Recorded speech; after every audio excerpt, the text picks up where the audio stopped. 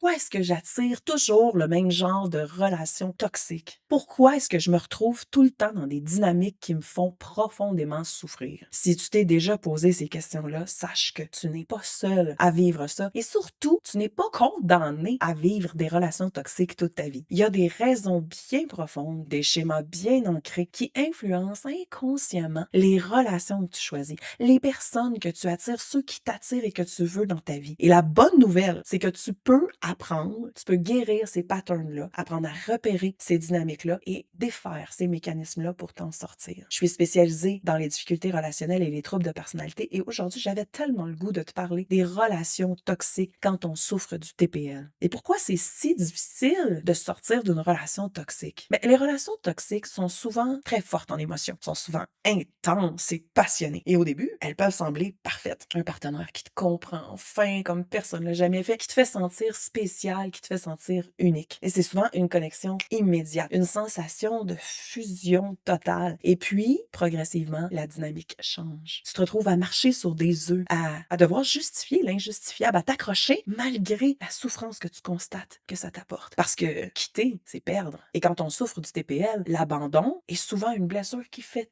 tellement mal que parfois, on préfère rester, même quand ça nous détruit un peu plus chaque jour. Et c'est là qu'entrent en jeu les schémas. En schémathérapie, on constate que les schémas prennent naissance dès l'enfance lorsqu'il y a des besoins affectifs non répondus et que c'est littéralement neurologiquement imprégné dans ta manière de penser. On développe des schémas dans notre cerveau dès l'enfance et ça devient des patterns, des mécanismes de défense, des dynamiques relationnelles plutôt inconscients qu'on a développés soit à cause d'environnements instables, à cause d'un grand manque de validation émotionnelle ou parfois à cause d'une dynamique parentale compliquée ou toxique. Par exemple, on peut développer le schéma de l'abandon quand on a vécu des départs, des deuils, des ruptures ou carrément un parent qui est très instable émotionnellement et qui laisse une impression de devoir se protéger ou de craindre qu'à tout moment, notre monde s'écroule. Ça laisse une peur viscérale de l'abandon, ce qui fait que tu peux te rendre jusqu'à tolérer l'inacceptable juste pour pas être seul. Il y a aussi le schéma méfiance-abus, quand on a été trahi, abusé, manipulé, blessé physiquement, psychologiquement, émotionnellement ou d'autres manières. On va peut-être se retrouver ensuite dans des relations où on est attiré par des personnes qui nous font encore mal. On reproduit cette dynamique-là parce que c'est tout ce qu'on connaît puis qu'on pense que c'est comme ça qu'on doit être aimé. On peut avoir le schéma de la dépendance-incompétence, donc cette impression que sans l'autre, tu n'es rien,